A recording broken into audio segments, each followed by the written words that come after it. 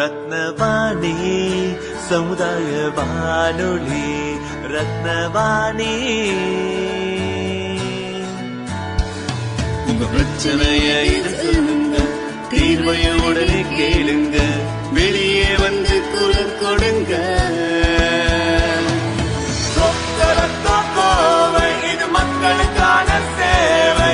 அற்புத தெரிஞ்சிக்கோ, கோவை தமிழில் சொல்றோம் புரிஞ்சிக்கோ. ரத்னவாணி சமுதாய வானொலி. ரத்னவாணி. ரத்னவாணி 90.8 சமுதாய வானொலி ஒலிபரப்பு கோவை ஈச்சனாரி ரத்தினம் கல்லூரி வளாகத்தில் இருந்து ஒலிபரப்பாகிறது.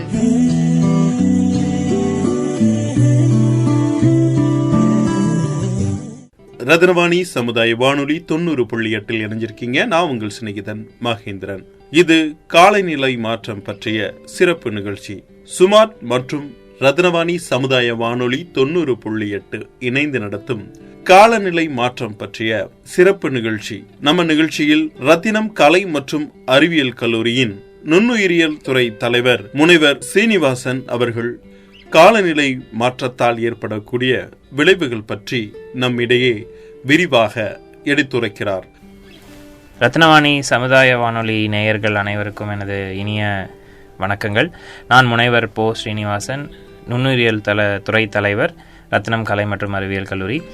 இன்றைக்கி நான் உங்ககிட்ட பகிர்ந்துக்கக்கூடிய விஷயம் என்ன அப்படின்னா, காலநிலை மாற்றம், மனிதர்களுடைய செயல்பாடுனால ஏற்படக்கூடிய காலநிலை மாற்றங்களும், அதனால் நம்ம இத்தனை நாளாக இத்தனை வருடங்களாக என்னென்ன வகையான உலகத்தில் மாற்றங்கள் ஏற்பட்டிருக்கு, இயற்கையில் மாற்றங்கள் என்னென்ன நிகழ்து, அதில் நம்ம என்னென்ன மனித இனம் மட்டும் இல்லை, மித்த உயிரினங்கள் என்னென்ன பிரச்சனைகளுக்கு உள்ளாகுது அப்படிங்கிறத ஒரு எனக்கு தெரிஞ்ச விஷயங்களை உங்ககிட்ட ஒரு சின்ன ஒரு சுருக்கமான ஒரு வகையில் உங்ககிட்ட பகிர்ந்துக்கிறதுக்காக வந்திருக்கேன்.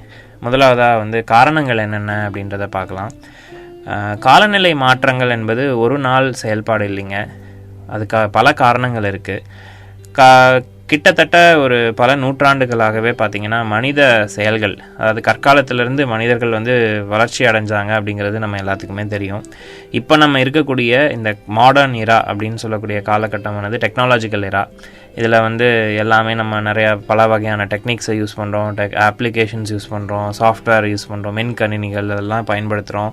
எதை தொட்டாலும் நமக்கு டெக்னாலஜி அப்படிங்கிறது இல்லாத ஒரு செயல்பாடே இல்லை. மனிதர்கள் மேலும் மேலும் மிஷின்களுக்கு அடிமையாகிக்கிட்டே வரோம். பயன்பாட்டுக்கு ரொம்ப சொஃபஸ்டிகேஷனாக சொல்லக்கூடிய அந்த பயன்பாட்டுக்கு அடிமையாகிட்டே வரும். ஆனால் இந்த வளர்ச்சியானது ஒரு பக்கம் பார்த்திங்க அப்படின்னா இயற்கையினுடைய அந்த எழில்மிகு சூழலை அழிச்சிக்கிட்டே வருது. இன்றைக்கி தயார் பண்ணி நம்ம பயன்படுத்தக்கூடிய அநேக பொருட்கள் எல்லாமே பார்த்திங்கன்னா ஒரு இண்டஸ்ட்ரியல் ரெவல்யூஷனால் உருவாக்கப்பட்டது தான். ஒரு இண்டஸ்ட்ரியல் ரெவல்யூஷனில் வரக்கூடிய பொருள் தான். அப்படிப்பட்ட பொருட்களை தயாரிப்பதற்கு பார்த்திங்கன்னா தேவைப்படக்கூடிய மூலப்பொருட்கள் அப்படின்னு சொல்லக்கூடிய ரா மெட்டீரியல்ஸ் எல்லாமே நமக்கு கிடைக்கப்படுறது இயற்கையிலேருந்து தான். அந்த ரா மெட்டீரியல்ஸை ஃபினிஷ்டு ப்ராடக்டாக கொண்டு வரத்துக்கு, ஃபைனலாக இருக்கக்கூடிய ப்ராடக்டாக கொண்டு வரத்துக்கு நம்ம பல வகையான பொருட்களுக்கு பல வகையான ப்ராசஸ்ன்னு சொல்லக்கூடிய செயல்பாடுகள் இருக்குது. அத்தனை செயல்பாடுகளுக்கும் பார்த்திங்கன்னா பயன்படுத்தக்கூடிய அந்த உபகரணங்கள், அந்த கெமிக்கல்ஸ்னு சொல்லக்கூடிய வேதிப்பொருட்கள் எல்லாமே பார்த்திங்கன்னா ஒரு வகையில் இயற்கைக்கு பாதகம் ஏற்படுத்துகிற விதத்தில் தான் இருக்குது. இந்த பாதகங்களை நம்ம பொல்யூஷன்ஸ் அப்படின்னு சொல்கிறோம். பொல்யூஷன் அப்படிங்கிறத எல்லா சின்ன சின்ன விஷயங்கள்லையுமே கலந்துருக்கக்கூடிய, இன்றைக்கி சாதாரணமாக இருக்கக்கூடிய ஒரு விஷயமாக நம்ம பார்த்துட்டு வரோம். மாசு அப்படிங்கிறது காற்று, மண், அதுக்கப்புறம் இந்த வளிமண்டலம் எல்லாத்துலேயுமே, தண்ணீர் எல்லாத்துலேயுமே கலந்து மாசுபடுத்தக்கூடிய ஒரு சூழ்நிலையில் நம்ம இன்றைக்கி மனிதர்களாகி நாம் வாழ்ந்துட்டுருக்கோம். முன்னெல்லாம் மாசு கட்டுப்பாட்டு துறை அப்படின்ற ஒரு டிபார்ட்மெண்ட் அப்படிங்கிறது அவசியம் இல்லாமல் முன்னே நான் சொல்கிறது முன்னொரு காலத்தில், அதாவது நம்ம ராஜாக்கள் காலத்தில், அதுக்கு முன்னாடி மனிதர்கள் வளர்ச்சி அடைந்து கொண்டிருந்த காலத்தில் தேவைப்படல. ஆனால் with the invention of industrial revolution பார்த்திங்கன்னா இந்த ஸ்டீம் என்ஜினை மற்றபடி தேவைப்பட மனிதர்களுடைய தேவைகள் அதிகமாக அவர்கள் பயன்படுத்தக்கூடிய உபகரணங்கள் அதிகமாக மாசுங்கிறது அளப்பரியாத ஜாஸ்தியாகிக்கிட்டே போயிடுச்சு. அப்படி காற்று மாசு அப்படிங்கிறது இன்றைக்கி பார்த்திங்கன்னா ரொம்ப ரொம்ப அதிகமாக இருக்கக்கூடிய ஒரு விஷயம், கவனத்தில் கொள்ளக்கூடிய ஒரு விஷயங்கள். நாம் ஒரு சாதாரணமாக எரிக்கக்கூடிய பொருட்களில் இன்றைக்கி பிளாஸ்டிக் அப்படிங்கிறது ஒரு மறக்க முடியாத, அதாவது தவிர்க்க முடியாத, யாருனாலையும் மறக்க முடியாத ஒரு விஷயம். இந்த பொருள் வந்து பார்த்திங்கன்னா அதிகமான நில மாசுபாடு வந்து ஏற்படுத்துது. அது மட்டும் இல்லாமல் அதை எரிக்கும் பொழுதும் பார்த்திங்கன்னா அது காற்று மாசையும் ஏற்படுத்துது. நம்ம பயன்படுத்துகிற துணிமணிகள், நம்ம பயன்படுத்துகிற சோப்பு, கன்ஃபெக்ஷனரிஸ்னு சொல்லக்கூடிய ஐட்டம்ஸ், அதாவது பேக்கரி ஐட்டம்ஸ், அதுக்கப்புறம் டாய்லெட்ரி ஐட்டம்ஸ், இது எல்லாமே சுத்தப்படுத்தக்கூடிய பொருட்கள் எல்லாத்துலேயுமே பார்த்திங்கன்னா ஏதோ ஒரு வேதிப்பொருள் வந்து நில மாசு, தண்ணீர் மாசு, காற்று மாசு ஏற்படுத்திக்கிட்டே தான் இருக்கும். இனியும் சொல்லப்போனால் நான் வந்து படிக்கிற காலத்தில் வந்து எனக்கு இந்த சுற்றுப்புற சூழல் ஆர்வலர்கள் வந்து செமினார்லாம் எடுக்கும்போது நான் பங்கெடுத்துட்டு இருக்கும்போது அவர்கள் கூறிய ஒரு விஷயம் எனக்கு இப்போ ஞாபகம் வருது. அதில் என்னென்னா, ஒரு கிராமத்தில் ஒரு பேராசிரியர் நல்ல ஒரு சிட்டியில் வந்து பெரிய ஒரு கண்டுபிடிப்பெல்லாம் கண்டுபிடிச்சிட்டு இருக்கக்கூடிய ஒரு பேராசிரியர், சென்னையில் ஐஐடியில். அவர் வந்து அவருடைய சொந்த கிராமத்துக்கு, திருநெல்வேலி கிராமத்துக்கு போகிறாரு. ஒரு நோன்பிக்காக அவர் வந்து போகிறாங்க. அந்த ஊரில் பஸ்ஸில் இறங்கி ஒரு அந்த வீட்டுக்கு நடந்து போய்கிட்டு இருக்கக்கூடிய அந்த சாலையில் வந்து தெருவில் நடந்து போகும்பொழுது வழியில் பார்த்திங்கன்னா ஒரு புகை மண்டலங்கள் வந்து அதிகமாக இருக்குது. அவர் காலங்காத்தால் ஒரு 6 மணிக்கு புகையாக இருக்குன்னா, ஒன்று அது பனியாக இருக்கும், இல்லை ரொம்ப அதிகமாக புகை இருக்குது, ஆனால் ஒரு நெருடலான ஒரு புகையாக இருக்குது. என்னன்னு பார்க்கும்பொழுது ஒரு அங்கே ஒரு தெருவினுடைய ஒரு ஓரத்தில் ஒரு சிறுவன், ஒரு 7 வயது சிறுவன் வந்து அங்கே இருக்கக்கூடிய அந்த பிளாஸ்டிக் எல்லாத்தையும் சேர்த்து வச்சு எரிச்சிட்டு அதில் குளிர் காஞ்சிட்டு இருந்ததை வந்து அவர் நினைவு கூர்ந்தார். அதில் அவர் சொன்ன விஷயம் வந்து, குப்பையை வந்து மண்ணில் போட்டால் கூட அது மக்கிறதுக்கு பல வருஷம் ஆகும், அது அட்லீஸ்ட் அப்படியே அது மக்கிருன்ற ஒரு இதில் இருக்கலாம். ஆனால் எரித்தோம் அப்படின்னா அதை விட பல மடங்கு அதிகமான மாசு வந்து ஏற்படும். அது வந்து காற்றை மட்டும் மாசுபடுத்துறது இல்லாமல் அங்கே இருக்கக்கூடிய மக்களை வந்து உடனடியாக பாதிக்கும் அப்படிங்கிறது வந்து அன்றைக்கி அவர் மேற்கோள் காட்டின விஷயம் இப்போ எனக்கு ஞாபகம் வருது. குப்பைகளை எரிப்பது, அளவு கடந்து வந்து ஏதாவது ஒரு கழிவுகளை வந்து தேவையில்லாமல் தண்ணீரில் கலப்பது. இன்றைக்கெல்லாம் பார்த்திங்கன்னா சாயப்பட்டறைகள், நிறையா தொழிற்சங்கங்கள்லேருந்து சாயப்பட்டறைகள் இருக்குது. சாயப்பட்டறைகளிலிருந்து கழிவுகள் வந்து தண்ணீரில் கரைகிறது வந்து கலக்கிறதுனால வந்து குடித்தண்ணீரினுடைய அந்த குவாலிட்டி, தரம் என்பது அழிஞ்சு போச்சு. அது மட்டும் இல்லாமல் இந்த கழிவுகள் எல்லாமே இந்த ஆறு வழியாக கலக்கிறதுனால கடைசியில் சென்றடையக்கூடிய இடமானது வந்து பார்த்திங்கன்னா சமுத்திரமாக இருக்குது. சமுத்திரத்தில் நீர்நிலைகளில் இருக்கக்கூடிய அத்தனை கழிவுகளும் போய் சேர்றதுனால சமுத்திரம் இன்றைக்கி பார்த்திங்கன்னா, இன்றைக்கி சூழலில் ஒரு 30 to 42% பார்த்திங்கன்னா மாசு என்பது நீரில் வந்து அவ்வளோ அதிகமாக இருக்குங்க. நீர்வாழ் உயிரினங்கள், கடலில் இருக்கக்கூடிய நீர்வாழ் உயிரினங்கள் நமக்கு தெரிஞ்சு மீனுன்னு மட்டும் தான் சொல்லுவோம். ஆனால் கடலில் மீன்களை விட அரிதான பல விலங்குகள் வந்து உள்ளே இருக்குது, அதாவது ஆழ்கடலில் இருக்குது. அத்தனை விலங்குகளும் வந்து அழிவுக்கு உட்படுத்து ஒரு சில விலங்குகள் எல்லாமே வந்து அழிவின் விளிம்புக்கு போயிடுச்சு, இன்னைக்கு காணாமையே போயிடுச்சுங்க.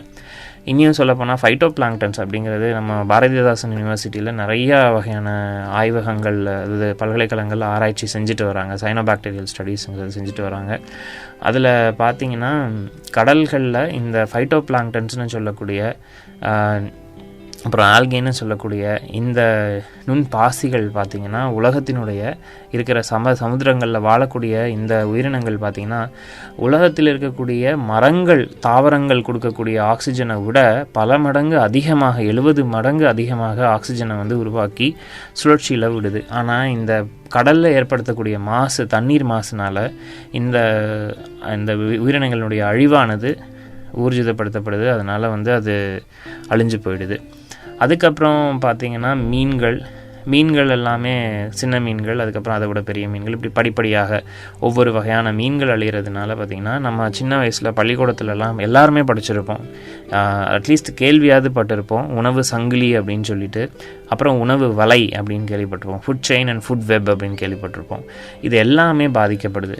மனிதனுடைய ஒரு அழகான ஒரு நினைவு, ஆனால் அழிவுக்கு காரணமான ஒரு நினைப்பு என்ன அப்படின்னா, மனிதன் வந்து எப்பயுமே தான் உயர்ந்தவன், தன்னுடைய உயிரினம், மனித இனமானது மட்டும்தான் எல்லா உயிரினங்களுக்கும் மேலே உள்ள ஒரு உயிரினம் அப்படின்னு நினைக்கக்கூடிய ஒன்று. ஆனால் இயற்கையில், உண்மையில், நிகழ்வில் என்னன்னா, மனிதன் இருக்கிறதுலையே வந்து இருக்கிற உயிரினங்கள் அத்தனைகள்லையும் ஒரு அங்கமாக வைப்பவன் மட்டும்தான் ஒழிய, நம்மளை வந்து ஆள்றது, நம்மளை வந்து உயிரோட வச்சிருக்கிறது இந்த இயற்கை அப்படிங்கிறத பல கட்டங்களில் மறந்துடும். அடுத்ததாக வந்து மண் மாசு அப்படிங்கிறது பார்த்திங்கன்னா இன்றைக்கி நிறைய இயற்கை வளங்கள், நேச்சுரல் ரிசோர்ஸஸ் அப்படின்னு சொல்லுவோம். இயற்கை வளங்களை நம்ம வந்து ரொம்பவே வந்து அதிகமாக பயன்படுத்திட்டோங்க. மனித இனம் வந்து ரொம்ப அதிகமாக பயன்படுத்திடுச்சு. இது ஏதோ வந்து ஒரு என்விரான்மெண்டல் பொல்யூஷன் டே இல்லை கிளைமேட்டிக் சேஞ்சு வந்து டிஸ்கஸ் பண்ணுறோம் அப்படிங்கிறதுக்காக வந்து நம்ம அடிக்கடி வந்து பேசக்கூடாதுங்க. பேசுகிறத விட இப்போது நிறையா செயலில் கொண்டு வரது வந்து ஒரு ரொம்ப முக்கியமாக இருக்குது. மண்ணில் மாசு, இயற்கை வளங்களில் வந்து நிறைய அழிச்சிட்டது நம்முடைய மரம், அதே போல் வந்து கோரல் ரீஃப்ஸ்ன்னு சொல்லக்கூடிய பவளப்பாறைகள், நம்ம அடிக்கடி நம்ம செய்திகளில் பார்க்கக்கூடிய ஆற்று மணல்கள் படுக்கையிலேருந்து மணல்களை வந்து அதிகமாக எடுக்கிறது, மணலை எடுத்து கட்டட வேலைகளுக்கு அங்கே இங்கேன்னு பயன்படுத்துறது, இந்த மாதிரி நிகழ்வுகள்னால பார்த்திங்கன்னா இயற்கை வளங்கள், அதே மாதிரி தொடர்ச்சி மலைகள், மேற்கு தொடர்ச்சி மலைகள், கிழக்கு தொடர்ச்சி மலைகள் எல்லாத்துலேயும் வந்து குவாரிகள் அமைத்து அந்த கற்களை வந்து எடுக்கிறது, இந்த மாதிரி விஷயங்கள், இயற்கை சீரழிவு, பயோ ரிசர்வ்டு ஃபாரஸ்ட்டில் போய் தேவையில்லாமல் எல்லா வகையான மரங்களையும் எதுக்கு வெட்டுறோன்னே தெரியாமல் வெட்டுறது, வேட்டையாடுறது, விலங்குகளை கொள்வது, இந்த மாதிரி விஷயங்கள் எல்லாமே என்ன ஆகும்னா இயற்கை வளங்களை குறைக்கிறதோடு மட்டும் இல்லாமல் அதுக்கப்புறம் வந்து ரிப்ளனிஷ் ஆகாது. அந்த வளங்கள் வந்து திருப்பி வந்து ஈடேறதுக்கு வந்து ஒரு கால அளவு கொடுக்கணும். ஆனால் நம்ம அந்த அளவை மீறி நம்ம என்ன பண்ணுறோன்னா இயற்கை கொடுக்குதே அப்படிங்கிறதுக்காக வந்து ஒரு அளவு இல்லாமல் எடுக்கும்போது என்ன ஆகுதுன்னா எல்லா வகையான உயிரினங்களுக்கும் தேவையான அடிப்படை அந்த தேவைகள் வந்து பூர்த்தி செய்யப்படாது, அழிஞ்சிட்டு வருது. இன்றைக்கி நம்ம ரியல் எஸ்டேட் அப்படிங்கிற பேரில் வந்து ஏகப்பட்ட இடங்கள், காட்டு வனவிலங்குகள் இருக்கக்கூடிய வாழக்கூடிய அந்த இடம் எல்லாமே பார்த்திங்கன்னா ஆக்கிரமிக்கப்பட்டு வீடு வாசல் எல்லாம் அப்பார்ட்மெண்ட்லாம் கட்டிடுறோம். ஆனால் யானை வந்து எங்கள் வீட்டை அடிச்சிருச்சுன்னு தான் சொல்லுவோம். எந்த செய்தி எடுத்திங்கனாலும், இப்போ இந்த கம்யூனிட்டி ரேடியோவில் பார்த்திங்கனாலும் செய்திகள் வரலாம், ஆச்சரியப்படுறதுக்குல இந்த குறிப்பிடத்தக்க ஏரியாவில் இந்த யானை வந்து இந்த வீட்டை அடிச்சிருச்சு, 4 பேர்த்த வந்து இழுத்து போட்டு அடிச்சிருச்சு அப்படின்னு சொல்லுவாங்க. இயற்கையில் உண்மையில் சொல்லப்போனால் யானைகள் அந்த மாதிரி விலங்குகள் வாழக்கூடிய இடத்துல மனிதன் தான் போய் தன்னுடைய வீட்டை அமைச்சுக்கிறானே ஒழிய அதுங்க வந்து அந்த விலங்குகள் வந்து நம்மளை வந்து என்றைக்கும் வந்து தானாகவே வந்து துன்புறுத்துறது கிடையாது. ஆனால் மனிதர்கள் அதை எப்போ உணர்வாங்கங்கிறதும் சொல்ல முடியாது. அது போக இயற்கை வளங்கள் போக பார்த்திங்கன்னா பிளாஸ்டிக் பயன்பாடு அப்படிங்கிறதுனா இன்றைக்கி வந்து ரொம்பவே அளவுக்கு அதிகமாக போயிடுச்சு. ஆனால் இப்போ வந்து ஒரு கடந்த சில வருடங்கள், அதாவது சில வருடங்கள்னு நான் சொல்கிறது ஒரு 15 வருடங்களாகவே வந்து உலக நாடுகள் வந்து G20 சமிட்டின் மூலியமாக பார்த்திங்கன்னா சில ஒரு ஊர்ஜிதமான முடிவுகளை எடுத்து பிளாஸ்டிக் பொருட்களை வந்து பயன்படுத்துறதை வந்து குறைக்கணும். நெகிழிகளை வந்து, அதாவது இந்த மைக்ரான் அளவுள்ள, அதாவது 0.3 மைக்ரான் அளவே உள்ள நெகிழிகள் அதை தான் வந்து பயன்படுத்தணும். கேரி பேக்ஸ் வந்து அவாய்ட் பண்ணுங்கள், மஞ்சப்பை பயன்படுத்துங்க. இப்போ தமிழ்நாடு கவர்மெண்ட் கரெக்டாக வந்து 2 வருஷமாக சொல்லிக்கிட்டு இருக்காங்க, மஞ்சப்பை பயன்படுத்துங்க, கூடைகளை எடுத்துப்போங்க, எங்கே போனாலும் அங்கே பேக் எடுத்துகிட்டு போங்க, பிளாஸ்டிக் பை கேட்டு வாங்காதீங்க. இனியும் சொல்லப்போனால் மலைப்பகுதிகளெல்லாம் பிளாஸ்டிக் வந்து உபயோகங்கள் வந்து தவிர்க்கப்பட வேண்டும் அப்படின்னு சொல்லிட்டு அதெல்லாம் வந்து நிறைய இடத்துல பேன் பண்ணியிருக்காங்க. அதெல்லாமே வரவேற்கக்கூடிய விஷயம். ஆனால் என்ன தான் கவர்மெண்ட் அப்படிங்கிற ஒன்று வந்து அரசாங்கம்ன்றது சட்டம் போட்டாலும் மக்கள் நாம் தான் வந்து அரசாங்கம் அப்படிங்கிறத உணர்ந்து நம்ம சுய பயன்பாட்டை வந்து குறைச்சிக்கிடணும், இல்லை நிப்பாட்டிடணும். குறைப்பது என்பது கட்டங்கிறது என்னை பொறுத்த வரைக்கும் தனிப்பட்ட ஒரு கருத்தாக பார்த்திங்கன்னா தாண்டிட்டோம். அதை வந்து முழுவதுமாக நிப்பாட்ட வேண்டும். இது ஒரு பக்கம், நெகிழி பயன்பாடு ஒரு பக்கம் இருக்க போக வந்து பார்த்திங்கன்னா நம்ம பயன்படுத்தக்கூடிய டெக்னாலஜிக்கல் கேட்ஜெட்ஸ், இப்போ நான் அவங்க கூட பேசிகிட்டு இருக்கிறதுக்கு பயன்படுத்துறது ஒரு ரெக்கார்டர் தான். இந்த ரெக்கார்டரே பார்த்திங்கன்னா ஒரு சமயத்தில் அது பழுதடைஞ்சிருச்சுன்னா அது வந்து ஒரு வேஸ்ட் தான், வேஸ்ட்டுன்னு சொல்லுவாங்க. இதை வந்து நம்ம எப்படி செய்ய போகிறோம், இதை எப்படி வந்து அதை வந்து அழிக்க போகிறோம். முக்கால்வாசி வேஸ்ட்டுன்னு சொல்லக்கூடிய இந்த உபரிகள், எலக்ட்ரானிக் உபரிகள் எல்லாமே பார்த்திங்கன்னா குப்பை கிடங்குக்கு தான் போகுது. ஆனால் இதை வந்து மறுசுழற்சி செய்யணும்.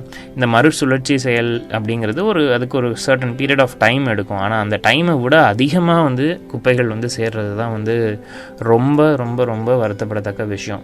அதனால் முடிஞ்ச வரைக்கும் நம்ம தாத்தாக்கள் காலத்தில் என்னோட தாத்தா, அவங்களோட சொந்தக்காரங்க எல்லாரும் பார்த்திங்கன்னா ஒரு விஷயம் பழுதடைஞ்சிருச்சுன்னா அதை பழுது நீக்கிறதுக்கு வந்து பழகிக்கிட்டாங்க. இன்றைக்கி இருக்கக்கூடிய குழந்தைகளோ, இன்றைக்கி இருக்கக்கூடிய பசங்களோ வந்து அப்படி கிடையாது. ஒரு விஷயம் பழுதாயிடுச்சுன்னா உடனே அதை தூக்கி போட்டுட்டு புதுசாக ஒன்று வாங்கணும் அப்படிங்கிற ஒரு மனப்பாங்கு இருந்துச்சு. இல்லைனா அடுத்த டெக்னாலஜி வேர்ஷன் அப்டேட் ஆகிடுச்சுன்னா உடனே பழசை விற்றுட்டு புதுசு வாங்கணும் அப்படிங்கிறது. இல்லை அதை வச்சுக்கிட்டே இன்னொன்று வாங்குற ஒவ்வொருத்தர் கையில் பார்த்திங்கன்னா 1லேருந்து 4 மொபைல் ஃபோன் வரைக்கும் பயன்படுத்துகிறதெல்லாம் பார்க்க முடியுது. இது எல்லாமே எண்ட் ஆஃப் தி டே பார்த்திங்கன்னா எல்லாமே ஒரு வகையில் அது வந்து ஒரு வேஸ்ட்டு தான். மனிதன் வந்து இயற்கையிலேருந்து எடுக்கிற அந்த ரா மெட்டீரியல்னு சொல்கிறோம்ல, அதை தவிர மற்ற பயன்படுத்துகிற அத்தனை பொருளும் வந்து நல்லா யோசிச்சு பார்த்திங்கன்னா கடைசியில் அது ஒரு குப்பையாகத்தான் மாறுகிறது. ஆனால் அந்த குப்பையை எவ்வளோ தூரம் எஃபிஷியண்ட்டாக நம்ம வந்து பயன்படுத்துகிறோம், எஃபிஷியண்ட்டாக மறுசுழற்சி பண்ணுறோம் அப்படிங்கிறதுல தான் வந்து நம்ம இந்த மாசு கட்டுப்பாடு அப்படிங்கிறது இருக்குது. இந்த மாசு கட்டுப்பாட்டை வந்து உலக நாடுகளில் வந்து உதாரணத்துக்கு சொல்லப்போனால் ஜப்பான், சிங்கப்பூர் மெயினாக நம்மளோட ஒரு சிறிய நாடு. எப்பயுமே தமிழ்நாட்டை பொறுத்த வரைக்கும் சிங்கப்பூரை வந்து நிறையா விஷயம் வந்து கம்பேரிசனுக்கு எடுத்துப்போம். சிங்கப்பூரில் வந்து பார்த்திங்கன்னா தூய்மையான நகரம், சிங்கப்பூர்னு சொன்னாலே தூய்மையான நகரம் அப்படின்றது தான் எல்லாருக்குமே இப்போ கரண்ட்டாக வந்து ஞாபகம் வரும். ஏன் அப்படின்னா அங்கே இருக்கக்கூடிய ஒவ்வொருத்தருக்கும் வந்து குழந்தைகள் பிறக்கக்கூடிய ஒவ்வொரு குழந்தைகளுக்குமே பள்ளி கல்விக்கு பதிலாக அந்த ஒரு 6 வயசு வரைக்கும் பார்த்திங்கன்னா அவங்களுக்கு சமூக அக்கறை கொண்ட விஷயங்களை தான் வந்து சொல்லித்தராங்க. உதாரணமாக வீட்டை எப்படி வந்து சுத்தமாக வச்சுக்கணும், தன்னை எப்படி சுத்தமாக வச்சுக்கணும், பொருட்களை எப்படி சுத்தப்படுத்தணும், அவங்களுடைய பொறுப்புகள் என்னென்ன ஒரு தனி மனிதனா அப்படிங்கிறத குழந்தை பருவத்திலேயே ஆணித்தரமாக ஒரு பசுமரத்தை ஆணி போல் வந்து அவங்களுக்கு பதிய வைக்கிறனால அது அவங்களுக்கு சாத்தியமாக இருக்குது. அது மட்டும் இல்லாமல் மக்களும் அதை வந்து தொடர்ச்சியாக பின்பற்றுறாங்க. நம்ம ஊரில் அந்த பின்பற்றுதல் அப்படிங்கிறது வந்து நான் காசு கொடுக்குறேன், நான் ஏன் இதை பண்ணணும் அப்படிங்கிற ஒரு எண்ணம் இருக்குது. அந்த எண்ணத்தை வந்து மாற்றிக்கணும் மக்கள். நான் காசு கொடுக்குறேன், அதனாலும் இது என்னுடைய நாடு, என்னுடைய இடம், நான் வாழக்கூடிய வீடு, இந்த ஊரும் இந்த நாடுமே நான் வாழக்கூடிய வீடு, இதை நான் சுத்தமாக தான் வச்சுக்கணும் அப்படிங்கிறத வந்து அவங்க மனசார நினச்சிக்கிட்டு அதை வந்து செயல்படுத்தணும். அடுத்த மாசு பார்த்திங்கன்னா காற்று மாசு பார்த்துட்டோம், நீர் மாசு பார்த்துட்டோம், நிலத்தோடைய மாசையும் பார்த்துட்டோம். அடுத்த வகையான மாசு பார்த்திங்கன்னா நாமளே வந்து மாசுபடுத்துகிறது, உணவில் ஏற்படுத்தக்கூடிய மாசு, நமக்கு நாமளே வச்சுக்கக்கூடிய ஒரு வகையான ஒரு தவறான செயல்பாடு அப்படிங்கலாம். இன்றைக்கி உணவில் இருக்கக்கூடிய முக்கால்வாசி உணவுங்க ப்ராசஸ்டு ஃபுட்டுன்னு நீங்கள் நிறைய வீடியோஸில் உங்களுக்கு வரும். ப்ராசஸ்டு ஃபுட்ஸ்னு சொல்லக்கூடிய நமக்கு கம்பெனியில் விற்கக்கூடிய எல்லா உணவுகளும் பார்த்திங்கன்னா ஒரு கைண்ட் ஆஃப் அடல்ட்ரேஷனோட தான் வருது. ஏன்னா மக்கள் தொகை ஜாஸ்தியாகிடுச்சு. நம்ம குவாலிட்டி ஆஃப் ஃபுட் அப்படிங்கிறது வந்து நம்ம தான் வந்து தேர்ந்தெடுத்து உணவு சாப்பிடணும். அதில் அந்த வகையிலையும் பார்த்திங்கன்னா உணவை வந்து நல்லபடியாக நல்லா விற்கிறதுக்காக, மார்க்கெட்டில் விற்கிறதுக்காக ஏகப்பட்ட கலப்படங்கள் நடக்குது. அந்த ஒவ்வொரு கலப்படமும் பார்த்திங்கன்னா நாம் அதை கண்டுக்கிறாமல் உணவை உட்கொள்ளும் பொழுது நம்ம உடம்பை நாமளே வந்து மாசுபடுத்திக்கிறோம். இந்த மாசு காரணமாக நம்மளுடைய உடல் கோளாறுகளும் ஏற்படுது. ஆனால் காலநிலை மாற்றங்கள் வந்து நிகழ்வதற்கு முக்கியமான காரணங்கள்லாம் இந்த எல்லா வகையான மாசும் ஒன்று சேர்ந்த ஒரு விஷயம்தான். டீஃபாரஸ்டேஷன் என்று சொல்லக்கூடிய மரத்தை அழித்து அளவுக்கு அதிகமாக அழிப்பதன் மூலியமாக புவி வெப்பமடைதல், கார்பன் டை ஆக்சைடு எமிஷன், நம்ம அதிகமாக வெஹிக்கிள்ஸ் ஆட்டோமொபைல் பயன்படுத்துறதுனால ஏற்படக்கூடிய வெஹிக்குலர் எமிஷன், இதெல்லாத்தினாலையும் ஓசோன் துளை அப்படின்னு சொல்லிட்டோம். ஓசோன் துளைங்கிறது பார்த்திங்கன்னா கிட்டத்தட்ட ஒரு 60-70 ஆண்டுகளாகவே பேசப்பட்டு வருது. குளோபல் வார்மிங்கிற விஷயம் 2000 இப்போ வரைக்கும் பேசிக்கிட்டு தான் இருக்கோம், அதிகப்படியாக பேசிக்கிட்டு இருக்கோம். அதனால் ஏற்பட்ட விளைவுகள் பார்த்திங்கன்னா நம்ம கட்டுக்கடங்காமல் போகுது. இயற்கையை வந்து நம்ம வந்து இயற்கையை கண்ட்ரோல் பண்ண முடியாது, இயற்கையினுடைய கண்ட்ரோலில் தான் நாம் இருக்கோம் அப்படிங்கிறத உணர்ந்துக்கணும். இப்போ இருக்கக்கூடிய காலநிலை மாற்றம் அப்படின்னு பார்த்திங்கன்னா கிட்டத்தட்ட நீங்கள் தமிழ் மாதத்தை எடுத்து நல்லா யோசித்து பார்த்திங்கன்னா மழை பெய்யக்கூடிய நேரத்தில் வெயில் அடிக்குது, வெயில் அடிக்கக்கூடிய நேரத்தில் மழை பெய்யுது, பனி பெய்யக்கூடிய நேரத்தில் மழை பெய்யுது. இந்த மாதிரி காலநிலை மாற்றங்கள் ரொம்பவே அதிகமாக நடக்கிறனால விளைச்சல் இல்லாமல் போகுது. 3 போகங்கள் எடுத்துக்கொண்டிருந்த நம்மளுடைய தஞ்சை மாநகர்லேயே வந்து இப்போ வந்து விளைச்சலை வந்து பார்க்க முடியல. இல்லை நல்லா விளைஞ்சு வரும்போது புயல் வந்து அடிச்சிருது. இன்றைக்கி தமிழ்நாட்டில் சராசரியாக வருஷத்துக்கு குறைந்தபட்சம் ஒரு 3 புயலையாவது நம்ம சந்திச்சிடுறோம். இந்த அளவுக்கான புயல்கள்லாம் இல்லை. அதிகப்படியான மழைகளை சந்திக்கிறோம். போட் ஓட்டுற அளவுக்கு தெருவுகள் மாறி போகுது மழையில். இத்தனை விஷயங்களுக்கும் அடிப்படை காரணம் என்ன அப்படின்னா தொடர்ச்சியாக ஒரு 200 ஆண்டுகள் வந்து மனிதர்கள் வந்து இயற்கையை வந்து துவம்சம் பண்ணினது தான். இப்போயும் அதை தான் பண்ணிக்கிட்டு இருக்கோம். இப்போ இருக்கிறது வந்து எல்லாரும் நம்ம இந்த மாதிரியான வேலைகளில் ஈடுபட்டுறதுனால இயற்கையை நம்ம கண்டுக்கிறதே இல்லை. எத்தனை பேர் இதை கேட்டுட்ருக்கிறவங்க ஒரு நாளைக்கு குறைஞ்சது ஒரு 5 நிமிஷமாவது வெயில் வந்து உடம்புல பரம, நான் வெயில்னு சொல்கிறது காலை வெயில் இல்லைங்க, அதிகாலை வெயில் சொல்கிறேன் நான். இளமையான அந்த வெயில் வந்த உடனே கதன்னு வரும் இல்லைங்களா, அந்த வெயில் உடம்புல எத்தனை தூரம் படுது அப்படிங்கிறத யோசிச்சு பாருங்கள். இல்லை எத்தனை பேர் வந்து வாரத்திலேயோ அல்லது ஒரு 10 மாதத்துலேயோ ஒரே ஒரு செடியோ அல்லது ஒரு குட்டி ஒரு விதையோ நான் வந்து விதைச்சிருக்கேன், நான் நட்டு வச்சுருக்கேன். நான் சொல்கிறது செடி வளர்ப்பது என்பது வீட்டில் தொட்டிக்குள்ளே வளர்க்குறது இல்லைங்க. ஒரு மாமரமோ இல்லை ஒரு பனைமரமோ இல்லை ஒரு ஆலமரமோ இதை போய் நான் வெளியில் வந்து பண்ணிட்டு வந்தேன், ஒரு சோஷியல் ஆக்டிவிட்டியாக பண்ணிட்டு வந்தேன். இல்லை என்னுடைய வீடு சுற்றி இருக்கக்கூடிய தெரு, இதில் இருக்கக்கூடிய குப்பைகளை அகற்றினேன். இந்த மாதிரியான விஷயங்களை செஞ்சேன். இல்லை எங்கள் தெருவில் இருக்கக்கூடிய இளைஞர்கள் சிறுவர்கள் எல்லாரும் சேர்ந்து இதெல்லாம் நாங்கள் பண்ணுவோம், அப்படிலாம் பண்ணியிருக்கோம் அப்படிங்கிற விஷயங்களை வந்து யோசிச்சு பாருங்கள். நம்மளுடைய சமுதாய பங்களிப்புங்கிறது எல்லாருக்குமே அந்த அக்கறையுடன் கூடிய ஒரு செயல்பாடாக இருக்கணும். செய்யணுங்க, நிறையா செய்ய வேண்டியது இருக்குது. இதை கேட்டுட்டு இருக்கவங்க முடிஞ்ச வரைக்கும் உங்களால் எவ்வளோ இயற்கைக்கு செய்ய முடியுமோ, இயற்கைக்குங்கிறது 4 பேர் இருக்கக்கூடிய தெருவில் சேர்ந்து தான் செய்யணும். நீங்கள் ஆஸ் அன் இண்டிவிஜுவலாக உங்களால் முடிஞ்சது உங்கள் வீட்டில் உங்கள் இருக்கக்கூடிய அந்த இடத்துல சுத்தமாக வச்சுக்கிட்டிங்கனாலே அதுவே போதும். நிறைய பேர் மாசு கட்டுப்பாட்டை தவிர்க்கலாம். அதனால் ஏற்படக்கூடிய விஷயங்களை மாற்றலாம். அது மட்டும் இல்லாமல் ஏகப்பட்ட விஷயங்கள் நம்ம இன்றைக்கி படிக்கிறோம், கேட்குறோம். இப்போ நீங்கள் கேட்குறதுமே போகிற போக்கில் எல்லாருமே மறந்துட்டு போயிடுவோம். அவேர்னஸ் அப்படிங்கிறது ஒரு விஷயமாக இருந்தாலும் அந்த அவேர்னஸை தாண்டி சுய ஞாபகம், அதாவது செல்ஃப் ரிமெம்பரன்ஸ் அப்படிங்கிறது வேணும்.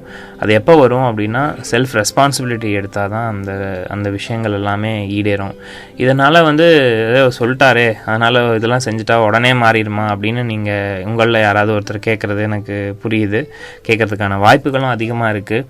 இதெல்லாம் ஒரு குறுகிய காலகட்டத்தில் மாற்றக்கூடிய விஷயமே இல்லைங்க. ஏன்னா அழிவை வருஷமாக பண்ணிவிட்டு 10 வருஷம் decades and decades of destructions and exploitations பண்ணிவிட்டு நான் ஒரு 10 இயர்ஸில் அடுத்த ஒரு 5 இயர்ஸில் நான் எல்லாத்தையும் மாற்றுவேன் அப்படிங்கிறது இட்ஸ் அகெயின் ஹைப்போதட்டிக்கல் தான். பட் எல்லாரும், அதாவது ஹியூமன் பீயிங்ஸ் எல்லாருமே ஒத்துழைச்சு பண்ணினோம், ஒரே மாதிரியான செயல்பட்டோம் அப்படின்னா, சாத்தியமில்லாத எதுவும் இல்லை பட்டோம்னா ஒரு நல்ல ஒரு இம்ப்ரூவ்மெண்ட்டை நம்ம பார்க்கலாம். உங்களுக்கே தெரியும், இந்த டைமில் நான் உங்களுக்கு ஞாபகப்படுத்துகிறேன். அந்த கோவிட் பேண்டமிக் அப்போ சென்ட்ரல் லாக்டவுன் 8 மாதம் 9 மாதம் நம்ம எல்லாம் வீட்டுக்குள்ளேயே அடைஞ்சு கிடந்தோம். அப்போ பார்த்திங்கன்னா குருவிகள், மரம் வளர்றது, இயற்கையான சுத்தமான காற்று, ஏகப்பட்ட விஷயங்கள் நம்மளை சுற்றி மாறுறது. அதாவது மனிதர்களுடைய செயல்பாடு குறைந்த பின்பு பார்த்திங்கன்னா இயற்கையினுடைய செயல்பாடு நல்லாவே தன்னைத்தானே சுத்தப்படுத்திக்கிட்டதும் அந்த புனரமைச்சுக்கிட்டதும் எல்லாருனாலையுமே பார்க்க முடிஞ்சுது. ஸோ அதனால் இந்த ஒரு சில விஷயங்களை உங்ககிட்ட சொல்லிவிட்டு உங்களுடைய ரெஸ்பான்சிபிலிட்டி, உங்களுடைய நம்பிக்கை ப்ளஸ் உங்களுடைய விடாமுயற்சியின் மூலிமா இந்த உலகம் கிளைமேட் சேஞ்சுனால ஏற்படக்கூடிய மாற்றங்கள்லேருந்து ஏற்படக்கூடிய விளைவிலிருந்து தப்பிக்கும். அது மட்டும் இல்லாமல் பாசிட்டிவாக அந்த கிளைமேட் சேஞ்சை கொண்டு போகலாம்.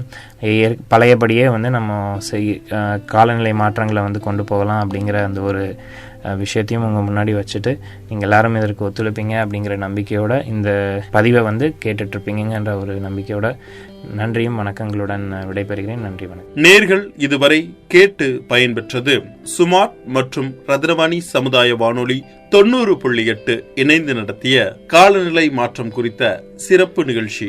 இன்றைய நிகழ்ச்சியில் ரத்தினம் கலை மற்றும் அறிவியல் கல்லூரியின் நுண்ணுயிரியல் துறை தலைவர் முனைவர் சீனிவாசன் அவர்கள் காலநிலை மாற்றத்தால் ஏற்படக்கூடிய விளைவுகள் பற்றி விரிவாக எடுத்துரைத்தார். நேர்கள் எல்லாரும் கேட்டு பயன்பெற்றிருப்பீங்க அப்படின்னு நம்புறேன். மீண்டும் மற்றும் ஒரு நிகழ்ச்சியில் உங்களை சந்திக்கும் வரை உங்கள் அன்போடும் ஆதரவோடும் விடைபெறுகிறேன். உங்கள் சிநேகிதன் மகேந்திரன். நடப்பவை நல்லவையாகட்டும். தொடர்ந்து இணைந்திருங்கள். ரத்னவாணி சமுதாய வானொலி 90.8. இது மக்களுக்கான வானொலி. பொது நலனின் அக்கறையோடு என்றும் மக்களுக்காக ஒலித்துக் கொண்டிருக்கும் மக்களுக்கான வானொலி நம் ரத்னவாணி சமுதாய வானொலி 90.8.